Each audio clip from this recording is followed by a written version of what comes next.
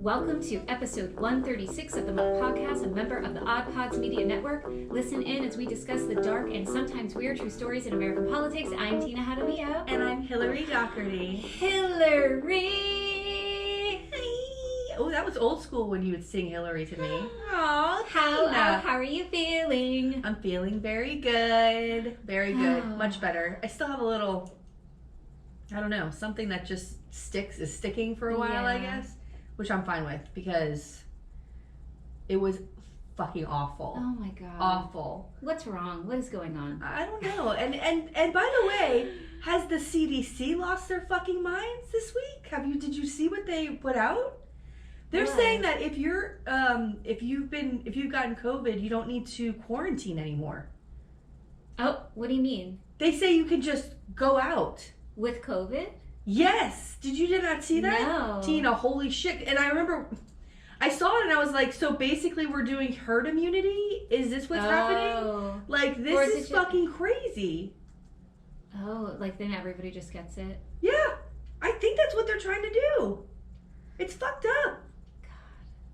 Hold on, I'm trying to find it. I thought that it was like if you have it. CDC eases COVID guidelines. Nothing noting virus is here to stay. Oh, so it's just like the flu then? Yeah, basically changes and it causes confusion and to keep changing these rules. Yeah. I literally had it last week and it's like, no, stay in your house for 5 days. When you leave, you wear a mask. Yes, for 5 days. There's no true way of knowing if you're contagious. Like, it's all fucking weird. And now they're like, you don't have to stay home if you have COVID.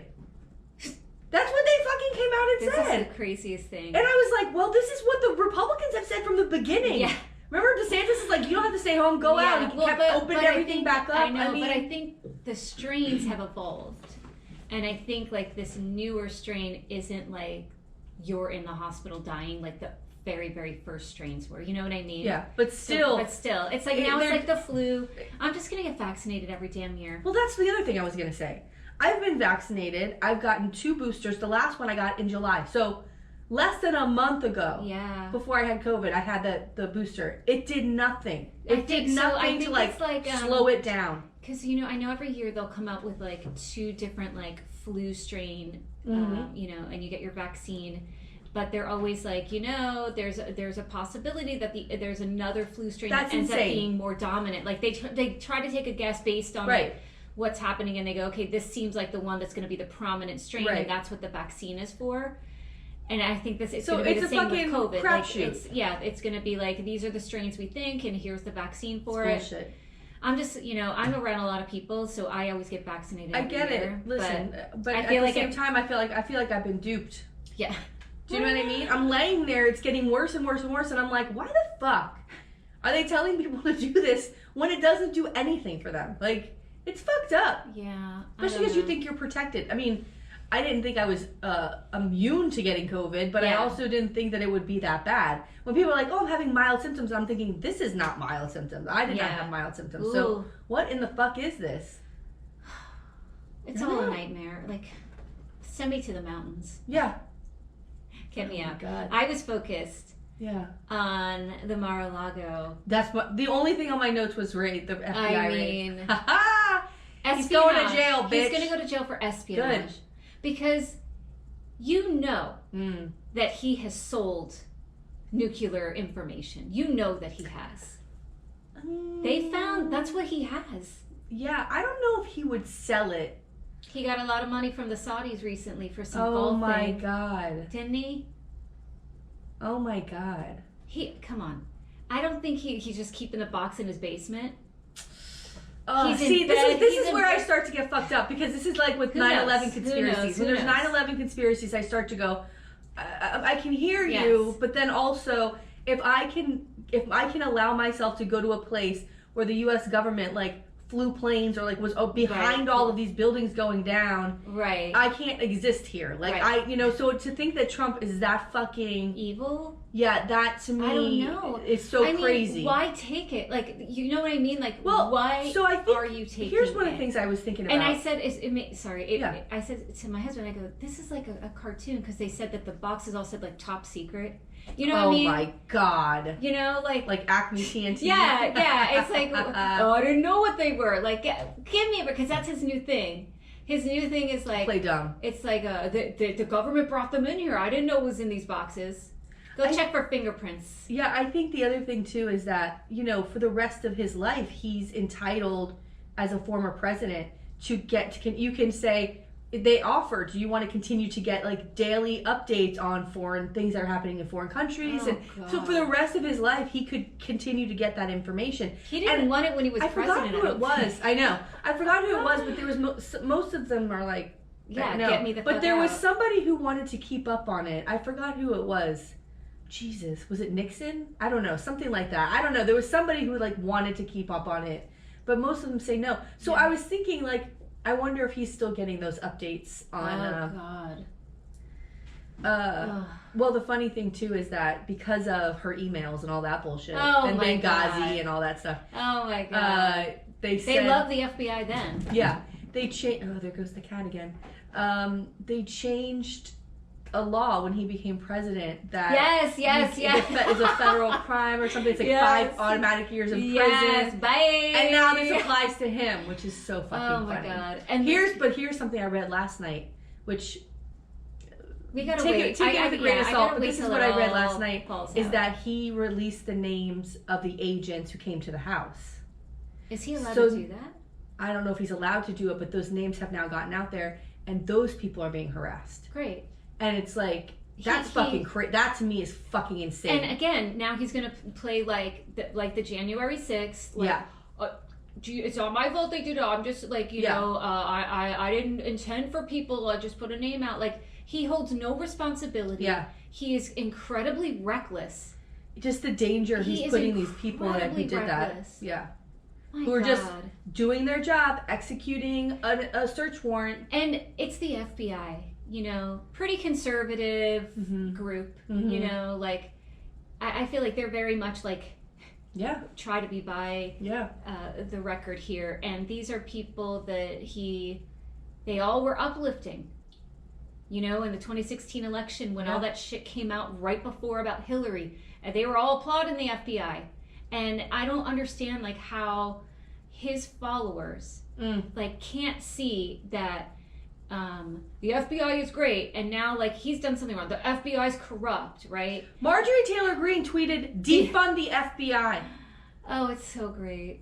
I mean, that's how far to the right she is. She's now in the far left of defund the police, defund the FBI. She's crazy. That's how far she's gone. She's crazy. She's crazy. But don't you think? I mean, I'm not saying that these organizations are, you know, perfect, like the CIA or the FBI. Of course, no, they covered shit up. But there was a point. There's always corruption. But there was a point when we would all agree that they were doing their investigation, like you would trust them to do their job, right? You know. And the other thing with his followers, it's like, you know, everything is fake news. Everything is, you know, rigged. Yeah. Except when it comes to him, right? If nothing goes his way, it's been rigged, right? The system is rigged. But if it goes his way, the system's no longer rigged. Like, you can't have it both ways, right? It's either rigged or it's not rigged. Right. And I can't, like, again, like the people who listen to him and they hear him say words and now they see him like caught up in the same stuff that he's arguing it. Like, they can't put it together. They can't, you know, like they can't put all the dots together and make the picture. Tina, they're not even thinking for themselves. The reason why it's mind-boggling is because it's in the spin.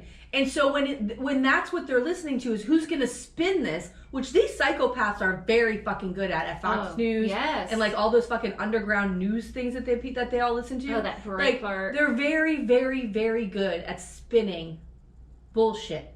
But I was at dinner last night with my ex-husband and my children, and he said that he's against state-mandated school. He doesn't think the state should mandate children to go to school.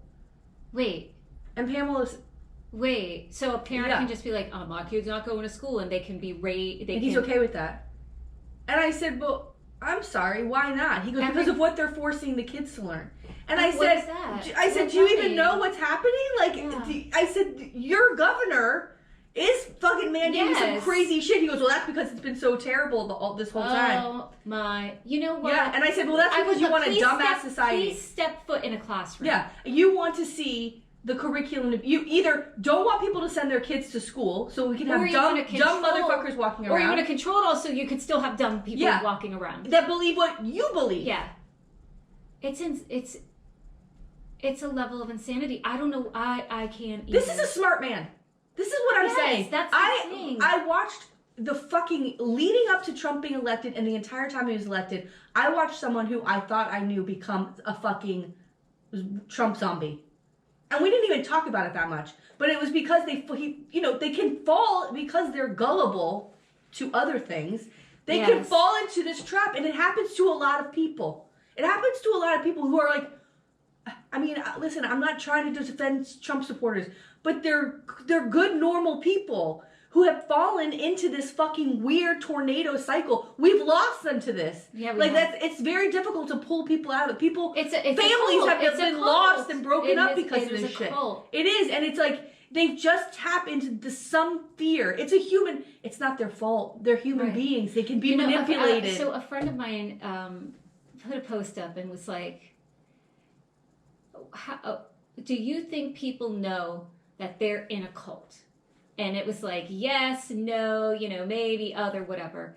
And, I think I feel like there are some people that they genuinely, they believe this stuff. Like, I watch the Jordan Kleppers and I watch the other people on TikTok who, go to the Trump rallies and the places and the things that come out of their mouth, and they will then ask questions that completely, contradict what they're believing, and they don't see the irony.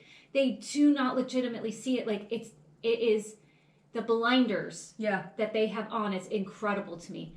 But then I feel like there has to be some people, remember, because you covered the Jim Jones and all of that, where there's people that start going, I think this is kind of messed up. I want to get out of this. I want to get out of this, There is a line, and it's different for everybody. Yeah, so I'm hoping with, the more that this kind of stuff is coming out, that maybe some of those people will be like, wait a minute, because I have seen also interviews with people who were the switch went off and they were like, oh, I used to be like that, So I'm hoping that something happens to bang their heads. And bring them a little bit closer to reality. Listen, here's the other thing that happened that's insane. I think it was Ohio. It was in Ohio. The day before they executed that warrant, the FBI, Trump and his lawyers knew this was coming. They had been served the subpoena, or not subpoena, the warrant. Right. And they knew they were coming. On these fucking wacky... You know how many times? I know. There's this wacky, underground website or, chat board or some fucking bullshit for all these wacky Trump people. Oh, I know what you're going to say. And one of the guys was like, the FBI is going to, do something tomorrow. He's like, if you don't hear back from me, it's because I went after the FBI. They either killed me or they arrested me. Right. He went to the local Ohio FBI office and, opened fire. Yes. And they killed him. Yeah. Right? Because he believes and the next day, this FBI thing happens. If the warrant served, they searched the house because that information was out there. They knew it was coming. Even his little fucking minions knew it was coming. And look at what somebody did. Somebody who was probably one day a perfectly normal person is now so fucking wacky with this shit. But then you have politicians and you have Fox News with their dangerous rhetoric of go after civil war. The language is it all matters. Claims of civil war. Yeah. They're talking about civil war. Oh God. Because Trump's going down. You're gonna go down for this guy? I know. It's wild. It's wild. It's fucking insane. Oh. But I miss those days of normal discourse about politics. Right. And that's just not what it is anymore. During the Bush eras, I hated George W. Hated. Yeah. Hated. And I would get in arguments, but it wasn't like this. Mm-mm. It was not like this. No, it wasn't. Oh my God. It's disturbing. It's really, really disturbing. Oh, well, I have a disturbing story for today. Oh God. Well, what else is new? She seems very sweet. It's dark, bitches. It's dark. Look at her. That's an evil laugh, Tina. The maniacal laugh is coming. Oh Lord. God. Okay, so are we ready? Yeah, let's hit it. Okay, today I'm going to tell you the story of former Salt Lake School Board member, and I'm going to pronounce this wrong, but I think it's like Joel-Lehi Organista. So Organista was a rising star in the world of local politics after winning a school board seat. But when allegations arise involving minors, he falls from grace. So our story takes place, like the last one that I did, in Utah, Mormon country again. So here we are at Salt Lake City. And from what I read, he was born in Mexico in 1992. He came to the U.S. as a kid. I'm not sure when, but he went to school, graduated from a Utah high school, and he has a pretty impressive college education. He had a BA in social justice pedagogy. He had 2 master's degrees. The first was in educational leadership and technology, and the other was in business, with a focus on ed tech. He taught health at Horizonte High. He served as a mentor at West High from 2015 to 16 prior to working at the high school. And he was really involved in local politics. So just like the guy from last week he was on the GOP side, this guy was a Democrat. He served as the national vice president of youth for the League of United American Citizens. And he taught continuing education, like I said, at University of Utah and at Horizonte High School. He was elected in November of 2020 and was the youngest school board member ever to be elected. Wow. And he was also one of Utah's businesses 20 in their 20s because of his work in education. Wow. And I found this website that it's a SOAR account on him that was published before all of this happened. And it notes that he was really active in social justice and activism for years. And I believe he was also a member of LDS as well. So I just think, I don't know if it's because Utah, I don't know. Yeah. And according to so basically he did a lot of his activism was centered on education issues and things like that. And so I'm just going to jump into what happened. Oh, God. So according to several sources, including KSL, the National Center for Missing and Exploited Children got tipped off about a Dropbox. Remember Dropbox account? It was like a Google Drive, and you could it was an online thing. So they got tipped off about this Dropbox account and that it had child porn on it. Oh, fuck. Kids as young as 5. Shut the fuck up! I know. So the folders in the Dropbox were labeled young and baby vids. That is fucking horrifying. It's so disgusting. It's that is a horrifying. level of disgusting that I don't know how they got tipped off. Did someone maybe share it with someone and they're like, what the hell is this? And then they tell the FBI. I don't know how they figured that stuff out. Thank God that they did. He's an educator. He's a school board member. You know what I mean? He's in a position. Anyone who does this is a piece of garbage. But then you have someone who's in a position of trust with children, right? Which is why I think he's there and served on right. This he's there to be near kids. And his job as a school board member is to work to keep children safe. It's how do you run for that position? You're already working in the schools. Why are you running for this position? I don't know. So they investigate the Dropbox, and the Dropbox leads them to Organista. So they serve a search warrant for his home, where KSL. So a lot of these reports I got from this news site KSL, and KSL reported that they discovered, quote, multiple devices containing child pornography. Oh my God. So, but there's more, and trigger warning. Oh fuck. KSL reported that police said that Organista was able to access kids due to, quote, his position of trust with grades K through 12. Motherfucker. And he was essentially reaching out to kids online and asking them for nudes, having private online chats with them. Another KSL article noted that he admitted to using Snapchat to solicit minor children to perform sexual acts for his gratification. And what? One was a 12-year-old boy. Yeah. It's disgusting. What the fuck? It was so hard to write. I had to take breaks while I was doing this because I was I gotta tell you, you gotta keep your kids off this shit. We gotta keep our kids off this fucking. Why is a 12-year-old on fucking Snapchat? They're on Snapchat. Get your kids off of that shit. And you're fucking crazy. You know the other thing, like my kids play Roblox. No, by the way, I took Roblox off my kids' shit when we were in DC a few years ago because there was a fucking creep trying to talk to my daughter. Yeah, so there's no more Roblox for years now because of that. So there's like a little chat that comes out, and you can disable the chat.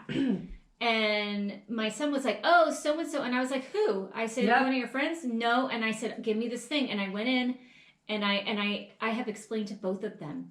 But especially my youngest, I said, these people are not your friends. You don't know who they are, who they're pretending to be. You never say your name. You never say what state you live in. You don't give any information. No school, no nothing.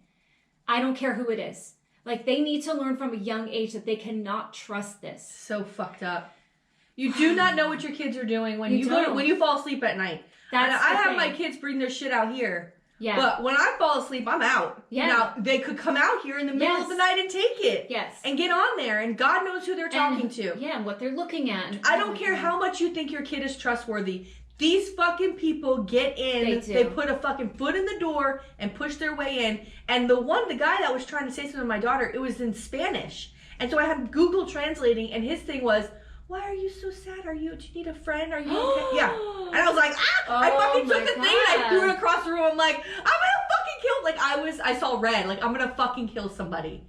And I was like, get this fucking game off of your phone or whatever it was, tablet. I think they had Kindles at the time. I was like, out of my fucking mind, out of my mind.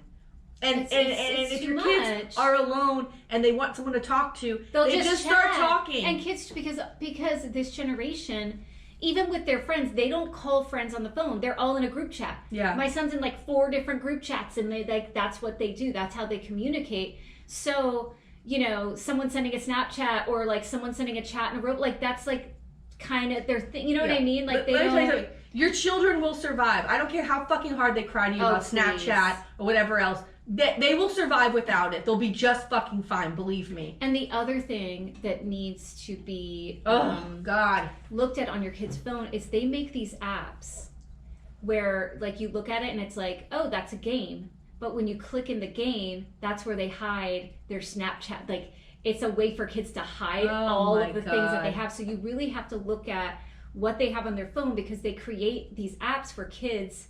Or not kids, for anyone, if you want to hide so that when someone looks at your phone, they don't see apps and things that you have. Wow. So you really have to be vigilant. Yeah. You have to be vigilant. Like, I'll grab my son's phone and I'm like, I need to go through your text messages quickly. Every time. They know their phones are not private. Yeah. I don't give a fuck. So if you think I'm interested in what they're saying to their friends, I am not. Yeah, I'm not. I just want to make sure there's no, nothing bad. All right, so the FBI arrested Organista in June of 2021. And according to KSL, prosecutors noted in their motion to deny bail for him that, quote, there is clear and convincing evidence that Organista is a substantial danger to children in the community. He admitted to the sexual abuse of children and manufacturing of child pornography. He is a member of the Salt Lake City School Board and had access to children K through 12 as part of his position. The state anticipates additional charges as the investigation continues to identify more children victimized by Organista. Wow. So, unlike many politicians we've covered, Organista resigns the day after he's arrested. However, I do want to note that KSL reported that the school board president and the vice president, sort of on the day that he's arrested, wrote a letter requesting his immediate resignation, like hours after the charges. So, like, yes, he did resign, but it was like there was this push, like, you got to get the hell out. And he did. All right, so because of the nature of his crimes, he was charged with both state and federal charges, because he has, like, the crimes on the state level, but as soon as it's electronic, now you have the federal charges. Bye, bitch. So the state charges 4 counts like production of child porn, and then he had object rape of a child. Jesus. Which I'm not sure exactly what that means. You know what that is. I think that is when he's requesting them to do something. Yes. Like, it's a clear assault. The federal charges, he had a total of 11 state charges. Fucking monster. Yeah. And then the federal charges, 1 count production of child pornography, 3 counts receiving, transporting, and possessing child pornography, 9 counts of sexual exploitation of a minor. Jesus. And at first, he pleaded not guilty to the charges, but then he eventually takes a plea deal. And so, according to KSL, for the state charges, he was sentenced to 15 years to life for soliciting explicit videos from a minor and for sexual abuse of a minor. And he was also sentenced to a concurrent, which means like he serves them at the same time. 15 years for enticing a minor over internet or text. Wow. For the federal charges, he pled guilty to 2 felony counts of production and transportation of felony pornography, and he was sentenced to 15 years for the child pornography charges, followed by 15 years of supervised release. And those 15 years were concurrent as well. So he gets these 3 concurrent 15 years, which I feel like should have been longer personally, but and then he has another 15 years of supervised release, and of course he has to register as a sex offender, and he can't do any work with children, etc., etc. So one of his fellow school board members, Mohammed Bayad, told KSL, quote, "My heart is shattered to pieces, and I wish there are certain words that I can put together to express how I wish there was something I could say to the parents of those children who are hurt." Like this school board member's like, he feels like, you know, he knew this guy, he worked with him, and now he's like, God. And to the parents who have trusted us to making sure their children have a great education. And they said he was like shaking his head in disbelief. Our heart goes out to the children, the families. Yeah, I'm speechless. So, of course, the aftermath, like I said, no educational settings. He was removed also from the college teaching jobs as well. They're like, get out, like all those jobs are gone. Some points of interest, like, this was a little annoying to me. They put him in a low security prison, I guess due to treatment options and security needs. So I guess people who are like child offenders tend to maybe have more violence against them, which I feel like they deserve. Yeah. That's part of it. Right. Go to fucking jail. Go to take it. Take your beating, you know? But what a sickness. It was like for his family to visit him, and I guess like the health treatment options, I don't know what they do. But I get it, everyone deserves safety. But no, like, I mean, but at the same time, like, do you think that this is your... Okay, if we all believe people are born this way, this is how he was born? I don't Is know. that how child molesters, like people who are pedophiles, are they born attracted to children? Or is it something that happens that triggers this fucking bullshit? What is it? I don't know. This is awful, but fucking, the second you realize that's your thing, like, you should get help. Get help. Or disappear. Do something. Because it's not, nothing's gonna change that. Like that's, right? if that's who you're attracted to, like we don't put people in conversion therapy for fucking gay. Right. If people think they're gay, we don't like that. Like, what do? You should just dissersappear. Like, go live in a cave somewhere and never come back out. Yeah. I mean, it's so I'm giving a wink. I hope you know what I'm saying. Just get the fuck out of life. Get out of life. Because it's over. It's over. This is what's going to happen. Oh my God. It's a sickness. There's something, but if it's a sickness, can that, I don't know. No, I can't get it. No, that's not going away. Come on. It's fucked up. I don't know enough psychology. I mean... Mm-mm. So, some other points of interest. According to KSL, he was the first school board member in Utah's history to face charges like this. Thank God. It was also noted that children involved were not from his direct school district. I guess he ventured outward. All of the organizations he was involved with denounced his actions immediately. So there was no support there, and rightfully so. Yeah. Right? Such a betrayal. And then just things like that it was like he had so much potential. So I kind of looked up the stuff he was doing, and he once gave a TED talk about decolonizing leadership development. At age 23, he became the founder of a 501c3 nonprofit Casa Quetzalcoatl, which uses indigenous and cross-generational approaches to empower the Latinx community in Utah. He created an edtech startup for creating and collaborating on lesson plans. He used to write for Medium, that website. He contributed articles there. He wrote an article on the rise of Trump, on Latino heritage. They're still up on Medium, you can read them. He helped organize a protest against Betsy DeVos, who was appointed to the Department of Ed, and how she was bad for education. Right.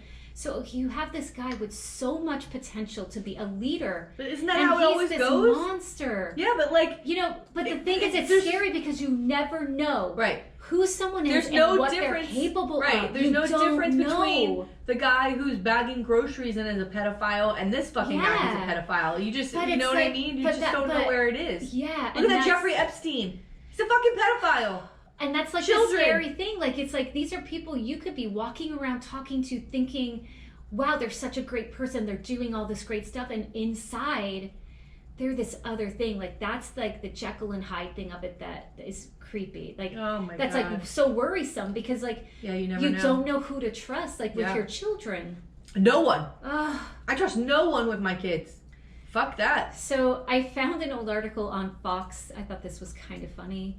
Ironic, I guess, on Fox 13, where he's talking about change. So he's like running for school board, and he's talking about the changes on the school board now that he was elected. And I guess there was like this cursing scandal that had happened before, like right before, like during his election time. Like there was like some one of the school board members like swore. Could you imagine? This was their biggest problem. This was their biggest problem. Oh my God. And they had no idea. Yeah. And he said, quote, "I personally don't swear or say anything like that. Oh my God. Our school board was exposed. The last couple of years, politics has become kind of a reality TV show. It's like, oh, the next episode of the school board, now we have a new season and new characters. Well, he turned out to be a great character on that season, didn't he? Holy shit. The villain. He was the villain. Just even the way he talks, there's this undertone of fucking monster, right? It's like a little too perfect. I'm so good. Yeah, no. Oh. When they're a little too perfect, like, something's fucking happening. Yes. And sometimes it can be something dirty that's kind of fun. This is not that. No, this is not that. No, this is not that. You know, where they're like it's a Susie Homemaker, and she's like, everything's great. Maybe she's like blowing the gardener in the shower, like, you know what I mean? This is pool boy. Yeah, but this is not that. No, this is not that. No. Jeez. But how funny! Like, we have a new season and we have new characters, and you are the villain of the season, the villain of the fucking year, of bitch. The year. You win Of like probably their history. Yeah. I don't curse, but I got a ton of child porn on my computer. Oh my God. That makes you better? Like, what a fucking wacko. Wacko. Yeah. And to say, like, the school board was exposed. Like, you're running for this seat and you know what you are.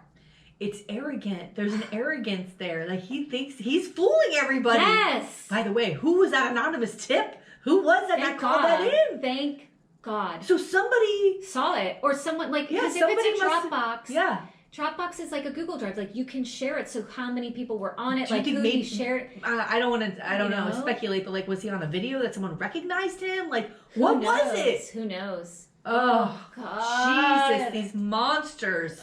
Or did someone like see his computer? Right. You know, like, did they see the Dropbox, or did they see the name? If you don't have kids and you have a folder that says young and baby vids. Yes. Like, you know what I mean? Like, so maybe Rutgersy Hills. Right. Maybe they maybe they saw that and then they called that in. Like, who knows? I'm disgusted. It's disgusting. But that's the story. Oh, girl. I'm sorry. But week. I know. Week. Next week I'll do something more lighthearted. Jump off a bridge after Tina's stories. Fucking awful. But it's just, I mean, this was 2021. Yeah. It's like, somehow I think like, well, God, are we ever going to run out of stories? And we're never going to run out of stories on this podcast. We will never run out of stories because, I mean, I just recently I was like, Jesus, like, there were so many things I found. I'm like, oh, I can't do that yet because, like, I got to wait for the trial to finish. And it's like a slew of them. It's like, oh, and then I can't wait. We're going to have to do a special Mar-a-Lago. Like once everything goes down, like maybe we'll do a live from outside Mar-a-Lago. It's not that far away. When he gets arrested and goes to jail, that would be amazing. Oh, that's what we're gonna do. We're gonna so party for the Mar-a-Lago. He's such a dick. Such a dick. He is such a coward. There aren't enough words to describe this fucking monster. Yeah. I mean, what a fucking. He's destroying our country and he doesn't care. He doesn't care. It's incredible. Like, I mean, he's probably like, whatever, I'm gonna die soon. Who gives a shit? All these motherfuckers who voted for him, like, you let that fucking, wolf in the henhouse? Is that how it goes? Yeah. Like, that's what you did. Yeah. And it's so weird because listen, we literally do a podcast about how fucking horrible U.S. politics is. Like, we talk about these horrible people, these disgusting human beings who infiltrate, right? Yeah. but at least we can recognize who the bad guys are. Right. I think. I'm sure there's people who listen to us and are like, oh, these fucking liberal assholes, right? I know, but at least we didn't vote for Trump. But we didn't vote for Trump, and I feel like we cover Democrats, Republicans, Independents the guy you just equally. Did. Yeah, the guy you just did. And we can call them out for their bullshit. Like, it's true. It's you true. know? Yeah. And the same thing with like the whole Biden thing. Like, we could go, wow, there are some really good things that Biden is accomplishing. Mm-hmm. There's stuff that maybe isn't going so well. Like, we can recognize that he's not some god. He's a guy that's elected, that's trying to steer the ship, and like that's it. And then the next cycle, hopefully there'll be someone else that can continue that job. Like, that's it. Yeah. You know what I mean? Like who's gonna? I don't get the idolization. Like, what is wrong with you? Mm-hmm. Like, go to a concert. Go find someone else. I go back to church. Like, this, all these religious people. Like, you're breaking, what is that? One of those commandments of like, you know, there shall not be some other god, or the idol, or a false idol, false prophets. Like, come on. You know what it comes? This is what I was going to mention. We were talking about Trump in the beginning, and his listeners, or not listeners, his followers. It's community. Like, that's what it always comes back to, is community, and creating that group, and they belong to this angry, tough, you know what I mean? Like fuck the world kind of thing, where it's like us against the world. And when you have instilled that in people, they will do anything for you. Yeah. You know, where it's like, you're a part of this, and you're one of us. And that is a human thing, to want to belong, to want to be a part of something. Yeah. And their leader was the president of the United States, the most powerful man in the world. Right? He was such a dummy. I mean, that's what I don't get either. Like, I get you want to have someone who speaks in layman's terms. You know what I mean? Like, that's a lot of the things that they say with the politicians. Like, if they're too highbrow or too intellectual, like, I'm sorry. God forbid. I'm sorry. This is the most important position. I would hope it's someone intellectual, so that when they're reading the briefings and they're reading the things, like, they have the skills to understand what the hell they're reading. Yeah. Why do you want someone that's just like you? If you don't know what the hell you're doing, like, sorry, you don't deserve, like, it doesn't make sense. Yeah. Like, I can recognize that there are many people well beyond my level of intelligence, and I appreciate that when they're in positions like in the medical field, or in science, or in, you know, astrophysics, or politics. Like, please, like, understand policy, understand language, understand, like, that's what you need. Well, you're like, well, this guy talks like me, like, then he shouldn't I don't want be that. there. I don't want the guy who talks like me. No. By the way, it's like what the CDC just did, where I was like, that doesn't seem right. Yeah. Like, I've literally been studying every article about contagious and testing positive, and how long, and can I, you know, go out. I mean, viral loads. Yeah, I've been like, oh, dead virus cells that could test. Like, I have no fucking idea. I've been doing that for 2 weeks, and I feel like now I know more than the CDC this week, when they're just like, fuck it. Yeah. And, you know, that's what is so confusing, and it makes people not trust the medical field. There was already people on the fence, and you just push them over, where they're just like... Yeah. I mean, I just think it's because that the virus is continuing to mutate, and as it mutates, it can either become stronger, or it can be something that is like the cold or the common flu that just occur. And I think that's what's happening, is maybe they're seeing that the severity of the new strains don't require the severity of the precautions that the earlier strains The new strains are severe. Yeah. I mean, I get it. Like, no one's on the... Like, there's less people on the ventilators. Yeah, that's what I mean. I get it. But at the same time... But you also had some vaccination, so maybe... That's true. You know what I mean? That's true. That's true.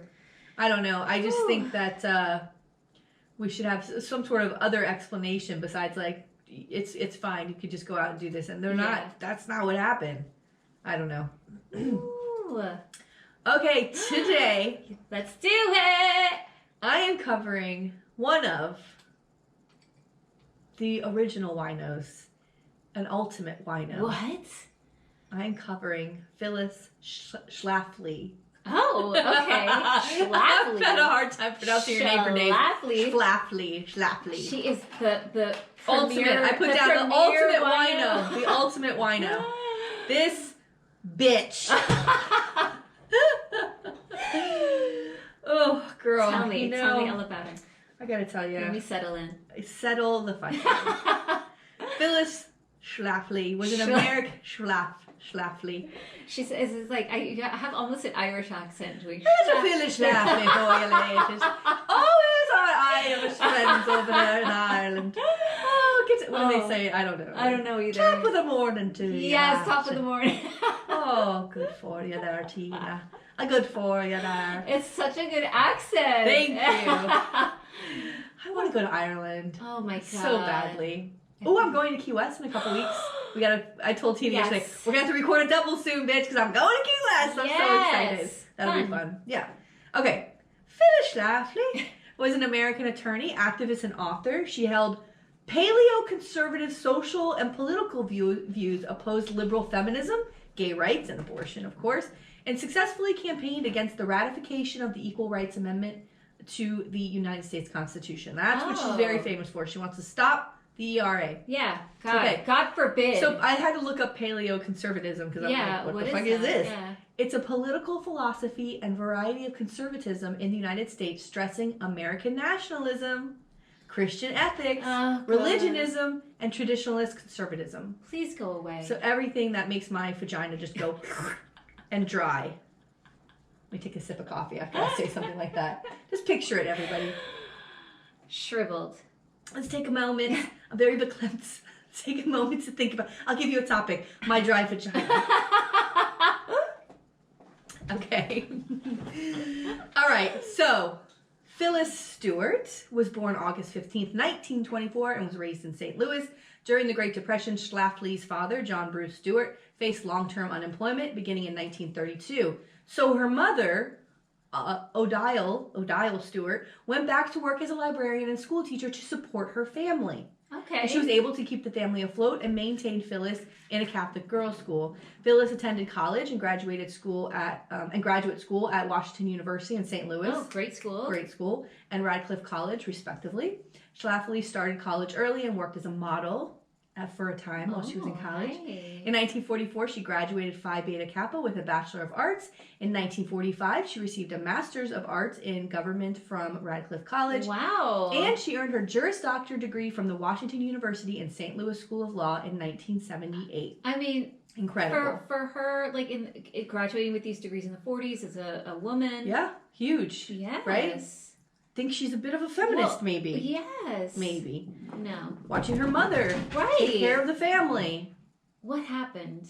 Something happened. She married someone. And she's super Catholic. Yeah. This too. She had to marry someone. On October 20th, 1949, she married attorney John Fred Schlafly Jr., a member of a wealthy St. Louis family. Okay. His grandfather, August, immigrated in 1854 from Switzerland. And in the late 1870s, the three brothers, him and his two other brothers, founded the firm of Schlafly Brothers, which dealt in groceries, dishes made from Wedgwood, hardware, and agricultural implements. Okay. And they were both Catholic, Fred and Phyllis. But, I wanted to kind of give a little bit of that background because she's anti-immigration. She doesn't, she's anti, it's incredible. Meanwhile, her entire, family, his family, immigrated here. I never understand, people who are, first, second. I mean, I could get it if you're, 10 generations. You know what I mean? Yeah. Been here forever kind of thing.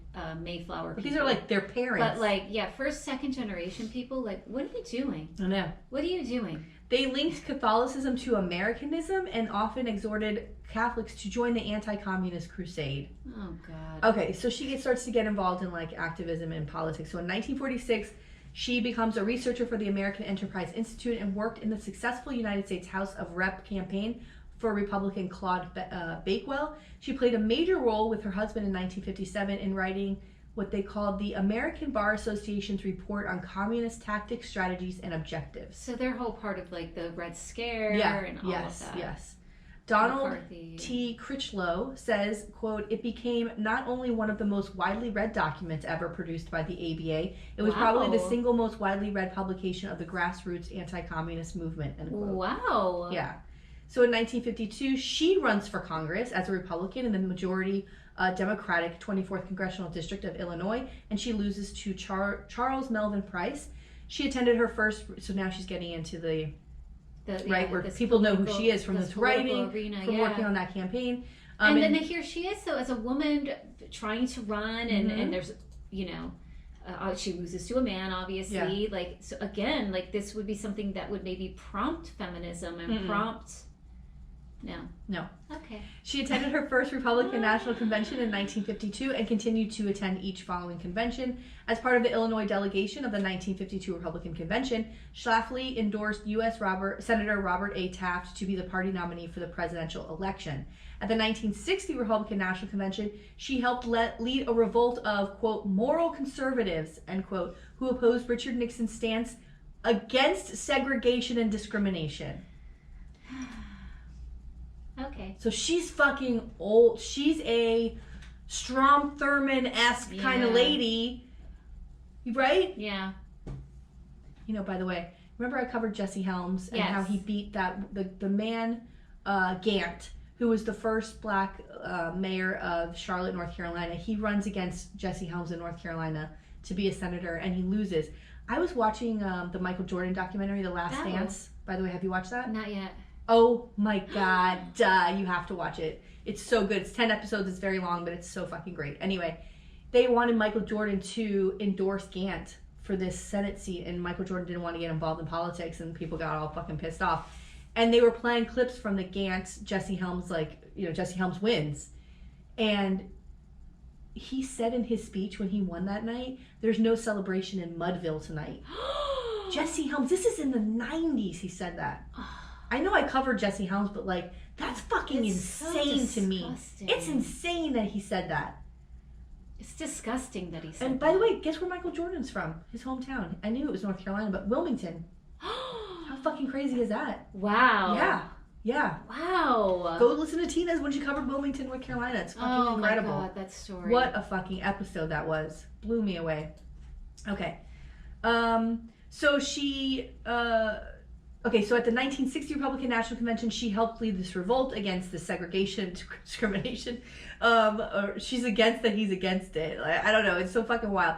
Schlafly was a Republican nominee for Illinois' 24th Congressional District again in 1960. She loses to Price. She's against that he was against it. He was against the segregation discrimination.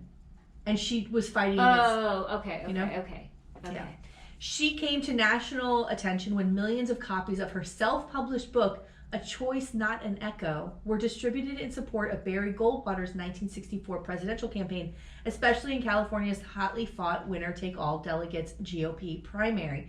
And in the book, she denounces Rockefeller Republicans in the Northeast, accusing them of corruption and globalism.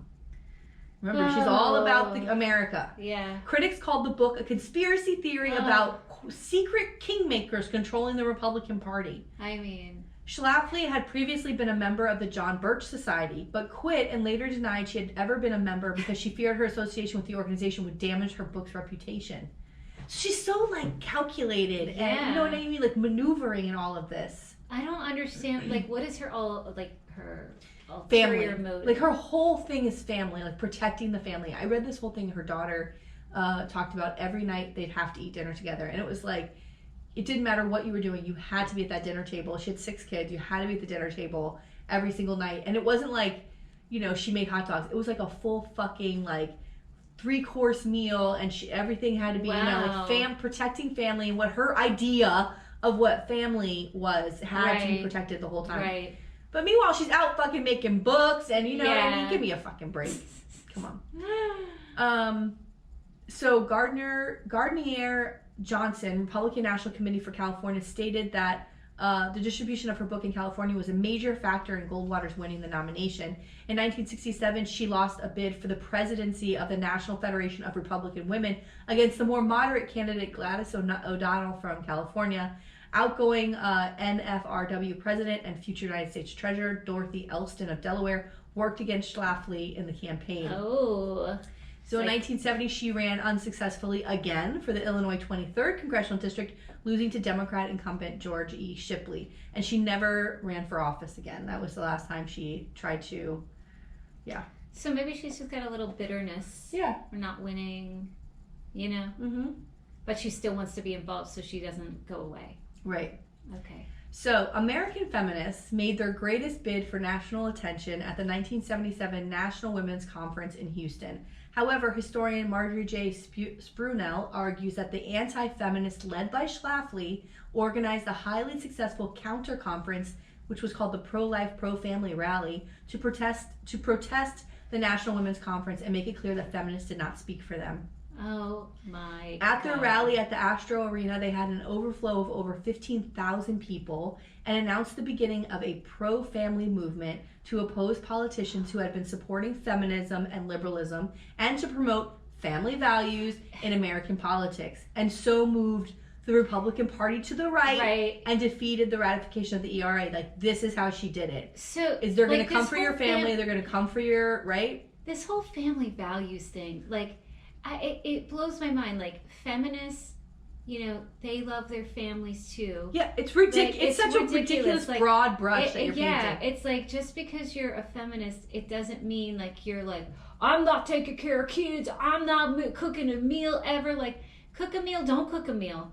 You know, like, you know what I mean? Like, it's the expectation, I think, that people have an issue with. When you're expected because of your gender to have to be Susie Homemaker, that's a problem. Yeah. If you choose to, like, want to be Susie Homemaker, like, good for you, you know? Like, salute, like, have a good time. But, like, don't then, you know, go after women who don't want to be that and then suggest that somehow they don't have the same values or morals that you do. Like, it's... Well, also, what about this? What about you need the second income? Right. What if that's the case? Like, or what if you just you're not married to somebody from a wealthy family in St. Louis and you have to fucking work? Like your mother did. Should your family have to fucking... Yeah, right. Like, should your family have to suffer without because you're not working? Right. Bullshit. But what if you just want to work? What if you're like... Yeah, that's the other part, too. Because there's like, I know, like, I would not be able to stay home all of... I would go cuckoo. Yeah, no, it's not for me. You know, like... I've never wanted to be a stay-at-home mother, ever. You know, that idea makes no sense to me. Although, it sounds great. Like, I'm sure it would be a lovely life. Right. But for me, it's not something that I'd ever want to do. And plus, I like fine. And I'll tell you what, maybe because my mother worked and I don't know anything different. Right. I don't know how much better my kids' lives would be if I was there picking them up every day. If it would be very convenient and not have to worry about doctor's appointments and like who's going to get the kids and oh my God, school gets out at 1 o'clock today. What am I going to do? That all sounds very convenient, but you can work it out. Work it out. But at the same time, would my kids be better off if they were here? You know, if I was home all the time, I don't know. I don't know. Yeah, I think there's pros and cons to both. You know what I mean? Definitely. Like, I don't know.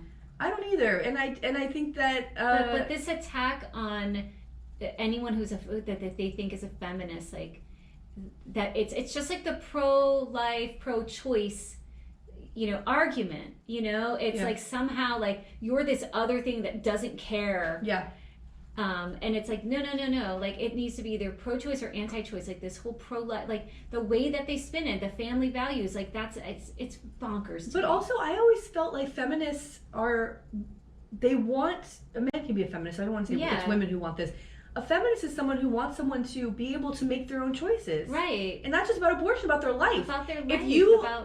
If I'm a feminist and you say to me, I want to be a stay-at-home mother, I'm going to be like, go for it, girl. Yes, like, I'm not going to go, how dare you, you need to work. Yeah. No, bitch, this is about choices. Yes. It's about you being able to do whatever you want. If that's what you want and that's what's best for you and your family or whatever, fucking do it, bitch. Do it. Like, what the fuck do I care? I don't care. Right. I mean, it's so stupid. But the judging is so out of control. Yeah.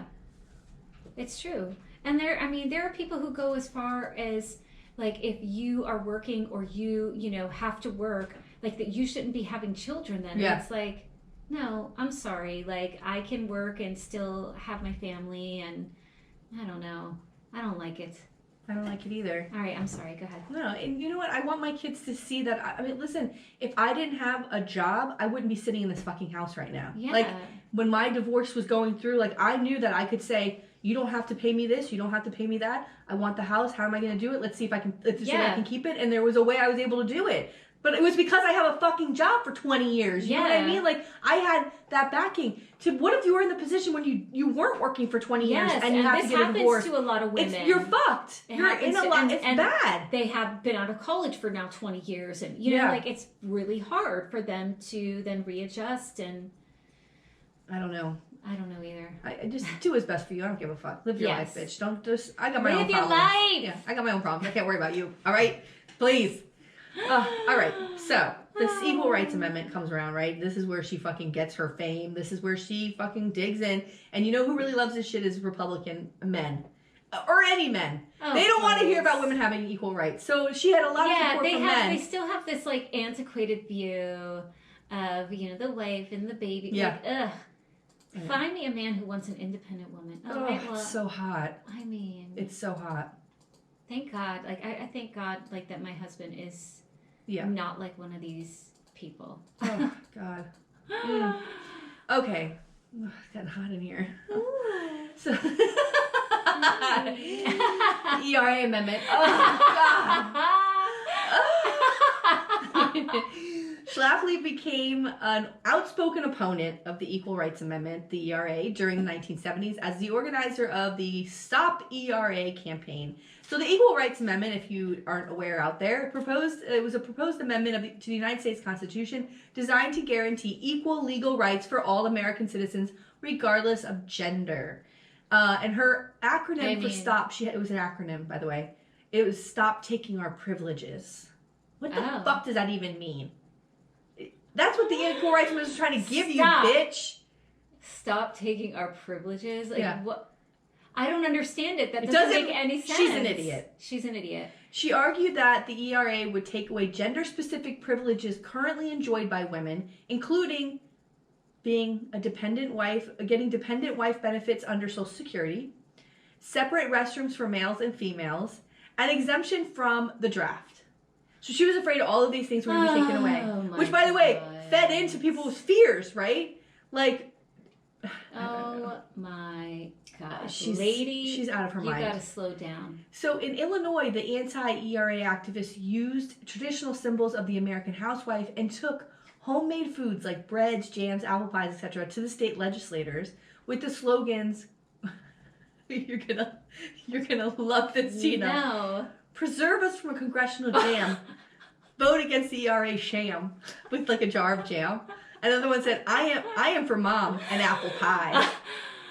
Wait, say the first one again. Get the sham and preserve us from a congressional jam. Because it's preserves. Preserve us from a congressional jam. Vote against the ERA sham. Wow. I mean, I do like a good pun, and that's a good one. They had a Tina over on their side. I know what we'll do. We'll make preserves and jams, and then we'll say preserve us from congressional jam. Wow. And I am these for mom men, and apple pie. And these men are probably like, wow, these apple pies look great, ladies. Yeah. Oh, I can't wait to bring this home. I wish my wife made an apple pie. Oh, you live with your mother? No, that's my nickname for my wife. That's my nickname for my wife. If I was ever, ew, can you fucking someone and they said, "Oh, mother," you'd be like, "Get out!" Talk about a dry vagina. I mean, it would drive so quick it'd be Sahara. Their dick would be like, pop right out. Get out! Oh my! Get out! God. Get out! Mother! Ew! Damn it! Fucking Mike Pence. Nobody wants that. Disgusting. Oh God.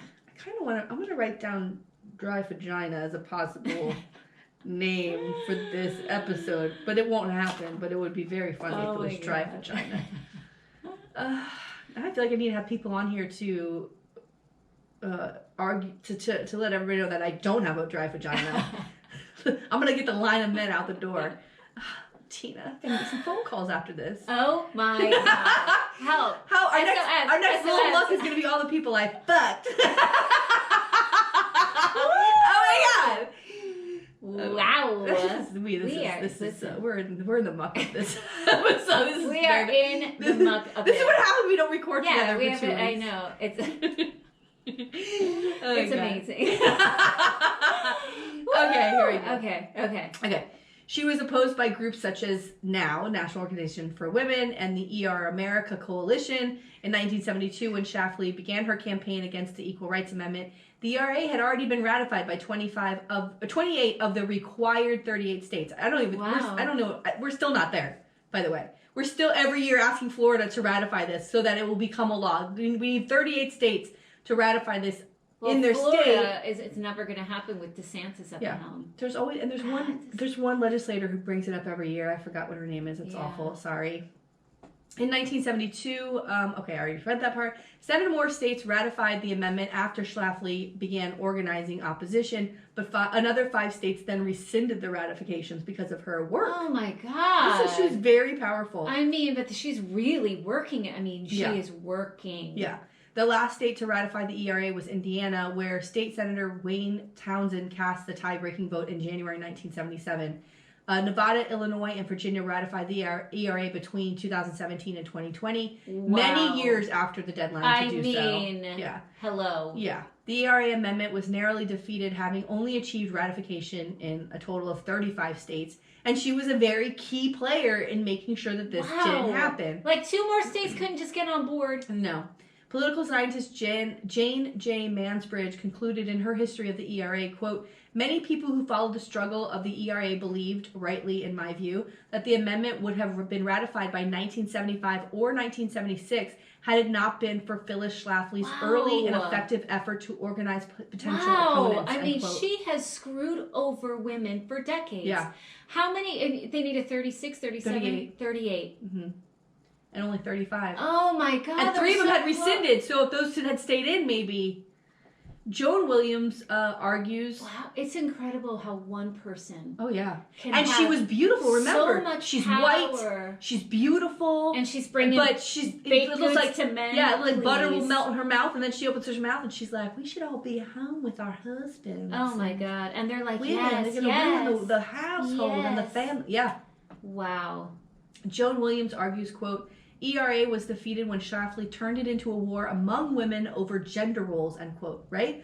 The fighting of what's best for your family, a working mother, a stay-at-home mother, right? She pitted those 2 groups of people against each other. And you know what? For a long time, it was kind of like that. Yeah, like for sure. Been, sort of this animosity or this idea that like stay-at-homes kind of like turn their nose down to... That's true. To, yes. you know... to working moms, and then working moms kind of like feeling maybe a bit on the defensive against the stay-at-home. And it's, again, like you said, this is all about choice. This is all about, you know, make what the decision is best for you. You know, like... Here's where I don't like it, is that I do feel like, because my kids were in private school for a long time, one of mine is still in a private school, and that school... and the one that they were at before, because a majority of the families are moms that stay home, they have no, what's it called? They don't have any consideration for working families. So, like, my son goes back to school, I think, Wednesday next week. Tuesday is when they get to go into the school, drop off their supplies, meet their teachers, and they have an iPad that they upload all their work into. That's when you pick it up, and it's at Tuesday from 9 to noon. Yeah. Now, I work. My ex-husband works. And, like, he was telling me he's going into late to work next week, and I was like, well, can you take him at 9 o'clock? And he's like, oh, I'm going in before that. And I was like, well, like, how are we supposed to get those things? I guess he's getting it on Wednesday when he starts school. But, like, where's the consideration for working parents? That's insane. Right. Meanwhile, the public school that my other kid goes to had their thing yesterday from, like, 8 in the morning till 6 o'clock at night. Like, at some point during the day, maybe your lunch hour, whatever, you can go. Yeah. But, like, there's no consideration whatsoever here. It's fucked up. It is.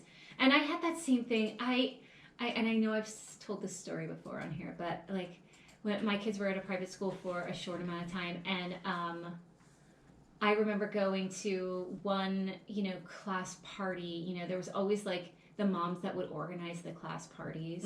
Yeah. And, like, when I tell you, like, it would be fighting about who's organizing these class parties, like, amongst all these moms. And I went to one that I happened to be able to, like, get to one day. And they were like, oh, what's your name? And, I say my name. And they're like, oh, yeah, we always see your name on the roster, but you never come to anything. And it's like, yeah, because I'm working. Yeah. And it was, like, just so, like, like I was some garbage parent. You know what I mean? Yeah. Because I never helped decorate a room for the class party. I have felt this. Guess what? No one wants to go to the class party. No. No one. My favorite thing is this. We're gonna get a class present. We're gonna get a present for the teacher from the class. Send money, and I'm like, hallelujah. Yeah. Here's $20. Yeah. You know what I mean? Like that's my favorite thing. It's like you want to do this, but you just need some money from me. Take it. Yeah. That's for me. That's good. Yeah, I'm good with this. I'm fine with that too. Yeah. That's what I did. But I remember being a kid. My mom worked and like wanting my mom to be there for my birthday, but she sends me in with cupcakes, right? Yeah. And I'm like, all these other moms are able to come in for their kid's birthday party, and my mom's not there. And I remember saying that to her one day. My son now says that to me. Yeah. And I go, I know, I'm sorry, but do you like that bed you sleep in? Yeah. Like, do you like that you're going to have all these presents on your birthday? Because that's because I work. Like, I'm really sorry. I know that you want me there. I know how that feels. But it is what it is, man. And please, it is what it is. Please. They're fine. Bring some fucking cupcakes. It's fine. Yeah. They only want to eat the cupcakes. Nobody, you know what I mean? Please, give me a break. It is... It's crazy. Go to work, ladies. No, just kidding. Do what you want to do. Do what you want to do. Oh my God. But some, I think there's just like in every, group, there's going to be some stay-at-homes that are like, yeah, it's cool.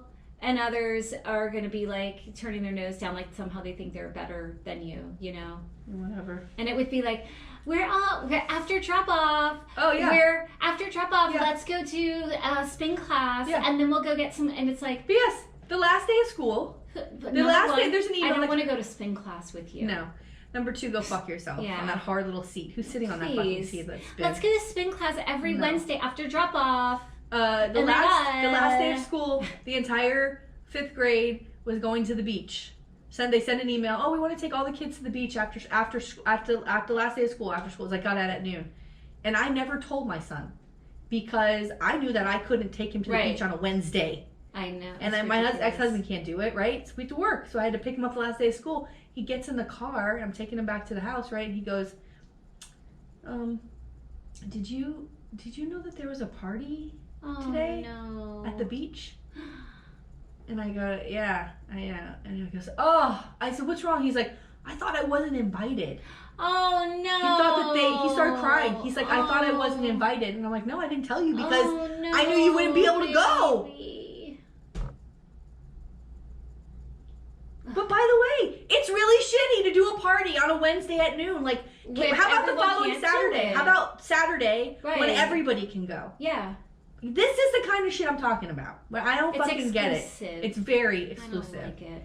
And we're probably get out. Yeah, fuck off. All right, what are we doing? All right, that's it. Historian Judith Glazer Ramo argues, quote, as moderates, we thought we represented the forces of reason and goodwill, but failed to take seriously the power of the family values argument and the single-mindedness of Schlafly and her followers. The ERA's defeat seriously damaged the women's movement, destroying its momentum and its potential to foment social change.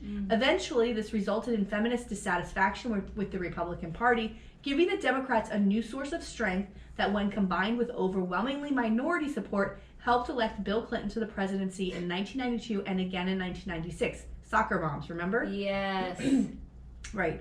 Critics of Schlafly viewed her advocacy against equal rights and her role as a working professional as a contradiction. Gloria Steinem and author Pia Desloney, among others, considered it ironic that Schlafly's role as an advocate for the full-time mother and wife, she herself was a lawyer, newsletter editor, touring speaker, and political activist. Like, how are you telling other women not to work? Meanwhile, you're crisscrossing the fucking country. Yeah.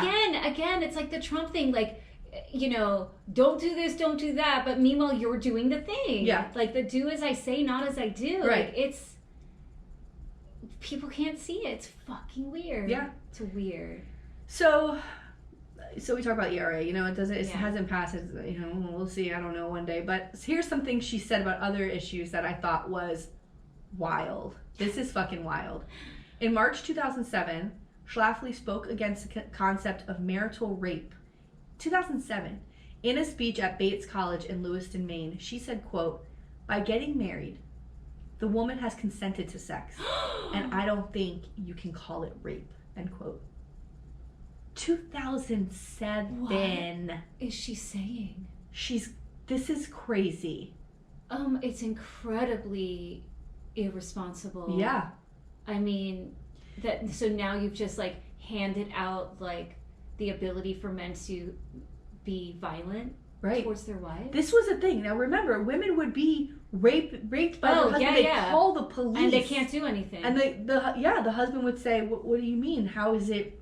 Right? They would side with the man because there were no laws against that. Oh my God. They'd get brought into the judge, and the judge would be like, "They're married." Oh my God. You could be dating someone, you could be married someone. If you don't want to have sex with them, it's rape. Right. The end. The end. Like, someone doesn't own your body just because you've married them or you're dating them. Yeah. Wow. Yeah. They don't own your body. Also, it makes me think, what's happening in her life? Right? Like, are there times where she didn't want to have sex and she did it anyway because it's her husband? Like, what is that conditioned thing? Can you imagine, like, that you're just laying there because you feel like this is your duty? Yeah. And, like, not actively, like, engaging and enjoying being with your partner? That is, I mean, that's really sad. It's and, so like, if sad. that's what you think, like, marriage is, yeah, I can't imagine that. Like, it's just, like, oh, my God. It's a nightmare. That's a nightmare. Yeah. Dude. Wow. In an interview on March 30th, 2006, she attributed improvement in women's lives during the last decades of the 20th century to labor-saving devices, such as the indoor clothes dryer and disposable diapers. Wait, what? Yeah, that's how their lives have improved, because we got dryers and disposable diapers. So we don't have to put the clothes on the line anymore. We don't go out there and have to put the clothes hangers or not hangers, what are they called? The clothesline, the clothespins. Clothespins on there. Wow. Yeah, and diapers. That improved our lives. Nobody else's. Not the man in the house. Thank God for disposable diapers. Could you imagine? I mean, she's fucking wild. Wow. You don't have to wash like the cloth diapers. Right. Okay. I mean, that's it. That's all that's all we got. The few decades. The last few decades. Nothing else helped our lives. I mean, a vibrator maybe. How about that? Why doesn't she mention that? Wow. Cold ass bitch. All right. She called Roe v. Wade, quote, the worst decision in the history of the United States Supreme Court. No surprise there. And said it, quote, is responsible for killing millions of unborn babies, end quote. Oh, God. Fuck them. Where is she? Is she still around? She died. This Thank old bitch. God. Old bitch. Schlafly opposed same-sex marriage and civil unions. Quote, attacks of the definition of marriage as the union of one man and one woman come from the gay lobby seeking social recognition of their lifestyle, end quote. I mean, why do you care? Yeah. Anti-immigration.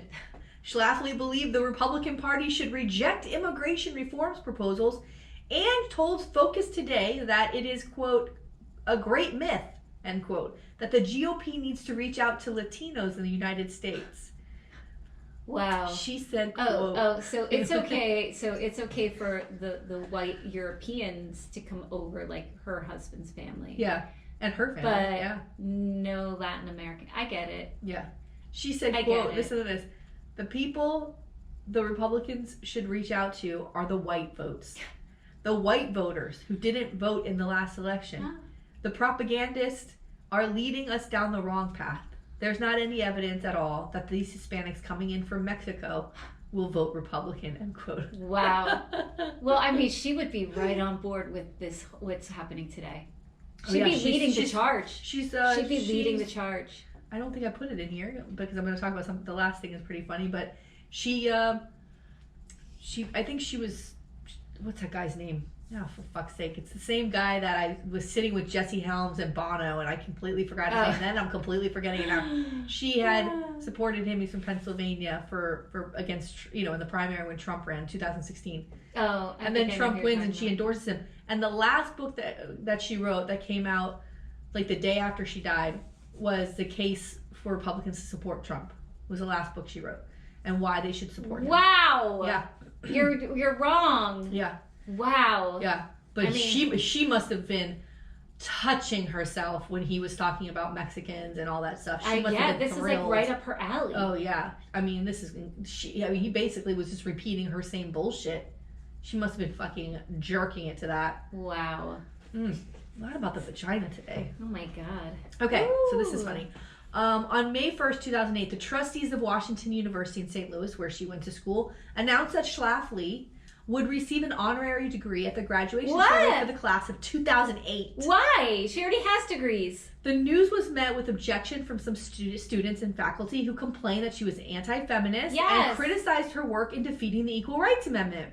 In a letter, 14 law professors complained that the career of Schlafly demonstrated, quote, an anti-intellectualism in pursuit of a political agenda, end quote. Yes. While the trustees' honorary degree committee unanimously approved who would be honored, 5 student members of the committee complained in writing that they were required to vote for the 5 people to be honored as a slate rather than individually, and thought that the selection of Schlafly was a mistake. Yeah, wow. Despite her prominence as a famous graduate of Washington University. Get out. Who put her name on that list? That's what I wanted to know. Asshole. Who was like, we got to give it to Schlafly or whatever her name is? Like, who decided that? Yeah. Someone who probably baked... She baked him an apple pie years ago. She's got a hell of a pie. Ooh. In the days before the graduation ceremony, Washington University's Chancellor Mark S. Wrighton explained that the trustees' decision to award Schlafly an honorary degree with the following statement of disclaimer.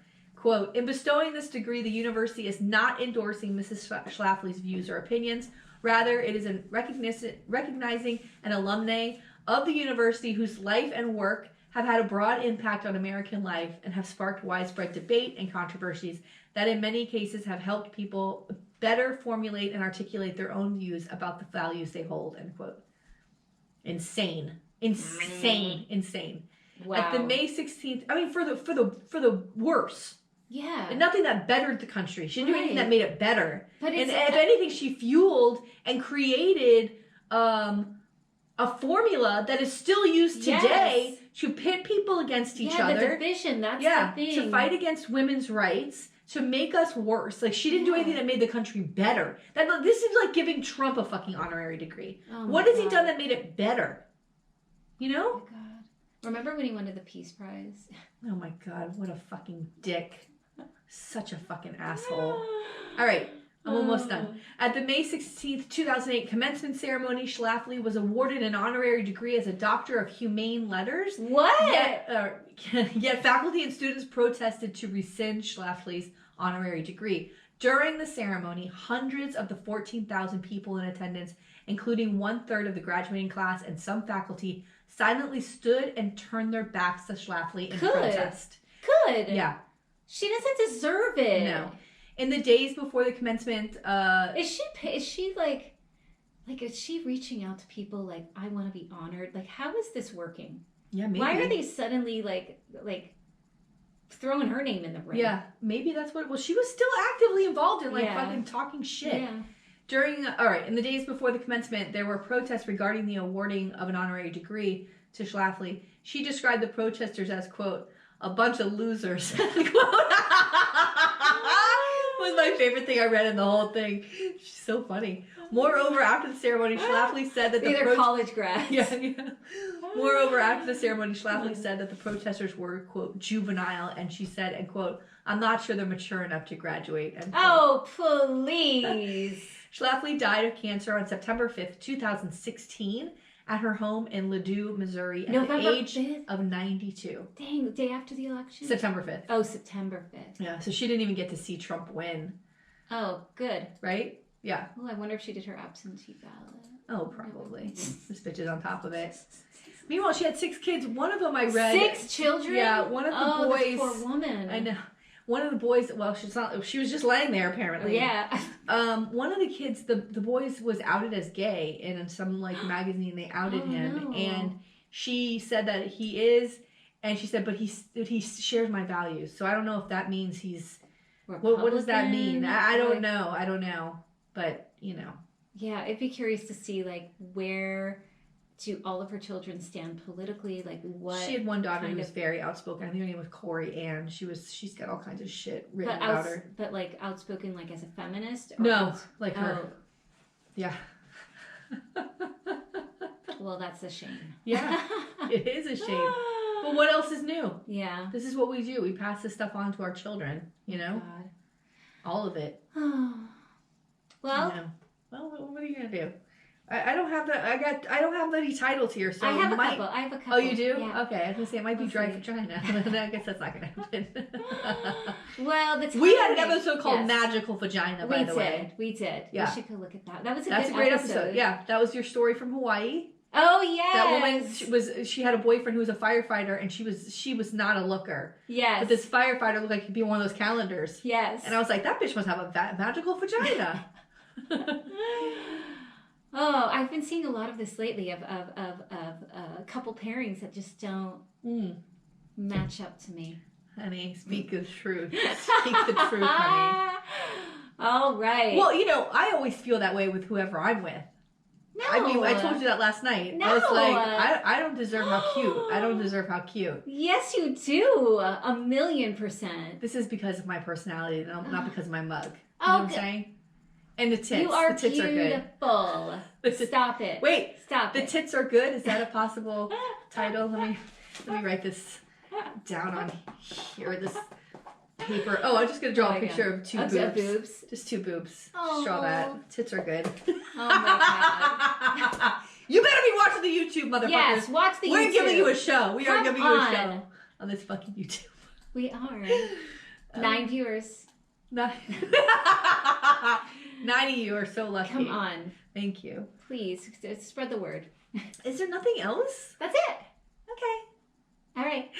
Bye. Bye.